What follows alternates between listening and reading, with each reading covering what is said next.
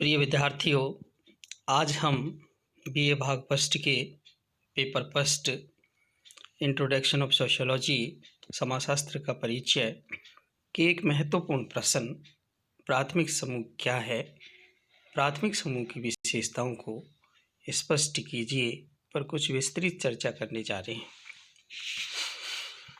पिछले वीडियो में हमने प्राथमिक समूह का अर्थ, परिभाषा एवं सामाजिक समूह का अर्थ, परिभाषा एवं विशेषताओं पर कुछ विस्तृत चर्चा की थी। उसी कड़ी को आगे बढ़ाते हुए आज हम प्राथमिक समूह किसे कहते हैं, प्राथमिक समूह की विशेषताओं का वर्णन कीजिए पर कुछ विस्तृत चर्चा करेंगे।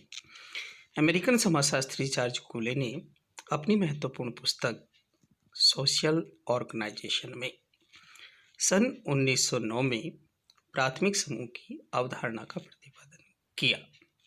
आपने कहा कि प्राथमिक समूह वे समूह हैं जिनके मध्य संबंधों में आमने सामने के संबंध पाए जाते हैं और वे एक दूसरे के संपर्क में प्रत्यक्ष रूप से आते हैं। अर्थात हम यहाँ कह सकते हैं कि अमेरिकन समाजशास्त्री जॉर्ज कूले ने सन 1909 में अपनी महत्वपूर्ण पुस्तक सोशल ऑर्गेनाइजेशन में प्राथमिक समूह की अवधारणा का प्रतिपादन किया। आपने कहा कि प्राथमिक समूह वे हैं जिनके मध्य सदस्यों में आमने सामने के संबंध पाए जाते हैं और एक दूसरे के संपर्क में प्रत्यक्ष रूप से आते हैं। उन्हें ही प्राथमिक समूह के नाम से जाना जा सकता है। इसमें व्यक्ति का अहम समूह का सामान्य जीवन और उसके उद्देश्य बन जाते हैं, यानी जहाँ व्यक्ति का अहम हम की भावना में बदल जाए उसे ही हम प्राथमिक समूह के नाम से जानते हैं, जैसे परिवार, पड़ोस, मित्र मंडली आदि। अर्थात हम यहाँ कह सकते हैं कि प्राथमिक समूह में व्यक्ति का अहम हम की भावना के अंतर्गत परिवर्तित हो जाता है। अर्थात व्यक्ति समूह के अंतर्गत पूर्ण रूपेण घुल मिल जाता है और वह सभी सदस्यों को अपने समान महसूस करने का प्रयास करता है, जैसे परिवार, पड़ोस, मित्र मंडली आदि। कई बार आमने सामने के संबंध पाए जाने के बाद भी प्राथमिक संबंधों का निर्माण नहीं हो पाता। अर्थात हम यह कह सकते हैं कि प्राथमिक समूह के अंतर्गत आमने सामने के संबंधों का होना आवश्यक है, परंतु कई बार ऐसा होता है कि आमने सामने के संबंध होते हुए भी प्राथमिक समूह नहीं बन पाते हैं। हम यह कहें कि जैसे एक सिपाही अपने अफसर के सामने आगे झुकता है, उसे सलाम करता है, उसके बीच आमने सामने के संबंध होते हुए भी वे संबंध प्राथमिक नहीं है। अर्थात एक सिपाही अपने अधिकारी के सामने झुकता है, सलाम करता है, परंतु उससे झुकते हुए भी आमने सामने के संबंध नहीं है। अर्थात इन संबंधों को हम यांत्रिक संबंध के नाम से जानते हैं। पर यदि कोई सिपाही किसी लड़की के सामने आमने सामने के संबंध नहीं होने पर भी उसे प्रेम व्यवहार होने के कारण बार बार पत्र व्यवहार करता है या वार्ता करता है, तो ये संबंध प्राथमिक संबंध है। अर्थात हम यह कह सकते हैं कि प्राथमिक समूह के अंतर्गत आवश्यक नहीं है कि आमने सामने के संबंध ही हो। अर्थात उन संबंधों के अंतर्गत घनिष्ठता कितनी है के आधार पर भी प्राथमिक समूह की स्थिति को देखा जा सकता है। प्रिय विद्यार्थियों, अभी हमने प्राथमिक समूह किसे कहते हैं, इन प्राथमिक समूह का अर्थ पर कुछ विस्तृत चर्चा की थी। उसी कड़ी को आगे बढ़ाते हुए अब हम प्राथमिक समूह की विशेषताएं क्या हैं, अर्थात प्राथमिक समूह की भौतिक विशेषताएं क्या है जिनके आधार पर हम प्राथमिक समूह को पूर्ण रूपेण समझ सकते हैं। यहाँ हम कहें कि प्राथमिक समूह के अंतर्गत शारीरिक समीपता पाई जाती है।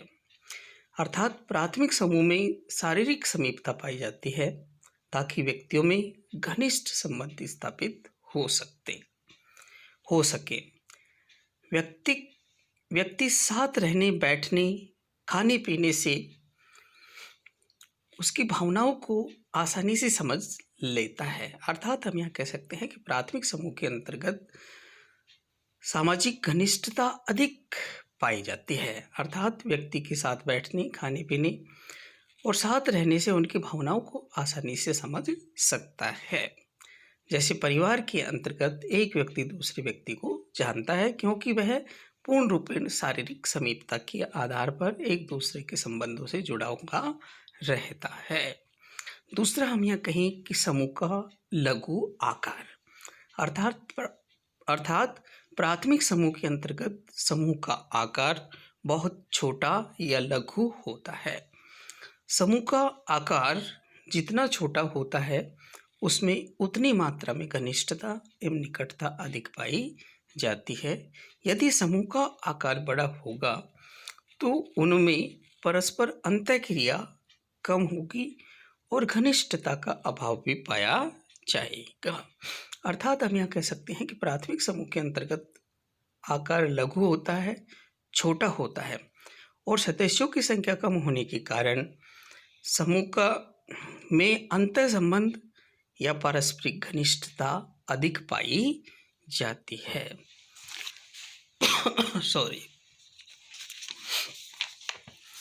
संबंधों की अवधि, अर्थात हम यह कह सकते हैं कि प्राथमिक समूह के अंतर्गत संबंधों की अवधि एवं घनिष्ठता के साथ सीधा संबंध पाया जाता है। संबंधों का काल जितना लंबा होगा उतनी ही मात्रा में घनिष्ठता अधिक होगी। अर्थात हम यह कह सकते हैं कि प्राथमिक समूह के अंतर्गत संबंधों की अवधि अधिक पाई जाती है, अर्थात उनमें घनिष्ठता के संबंध देखे जा सकते हैं। संबंधों का काल भी सामान्यतः लंबा होता है। जैसे हम कहें कि परिवार के अंतर्गत सभी व्यक्ति एक साथ रहते हैं, अधिकतर समय के साथ रहते हैं, तो उनमें घनिष्ठता अधिक पाई जाती है, संबंधों की अवधि अधिक देखी जा सकती है। आगे हम कहें कि प्राथमिक समूह के अंतर्गत उद्देश्यों की समानता पाई जाती है, अर्थात प्राथमिक समूह में संबंध किसी आवश्यकता या किसी उद्देश्य की पूर्ति के लिए साधन के रूप में नहीं होते हैं। प्राथमिक संबंधों में इतनी घनिष्ठता पाई जाती है कि एक दूसरे का हित ही अपना उद्देश्य बन जाता है। अर्थात हम यह कहें कि प्राथमिक समूह के अंतर्गत उद्देश्यों की समानता पाई जाती है। उनके उद्देश्य पूर्ण रूपेण समान आधार पर देखे जा सकते हैं,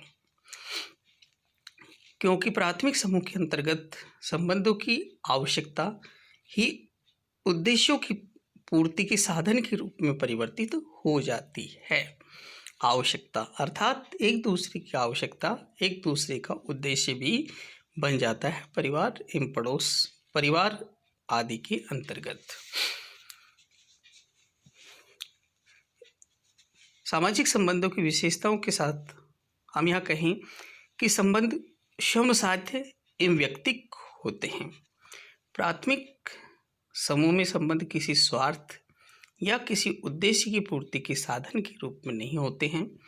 प्राथमिक संबंधों में घनिष्ठता इतनी अधिक होती है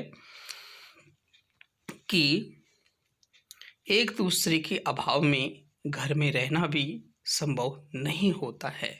ये संबंध व्यक्तिक होते हैं क्योंकि इनमें घनिष्ठता अधिक पाई जाती है।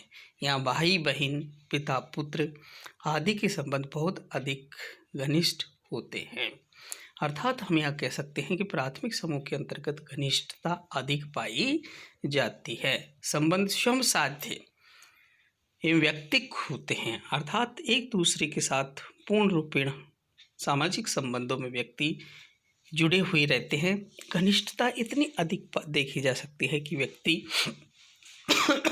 एक दूसरे के अभाव में अपने आप को पृथक महसूस करने का प्रयास करता है। अर्थात जिस प्रकार हम कहें कि पिता पुत्र, भाई बहन आदि के अंतर्गत घनिष्ठता अधिक देखी जाती है।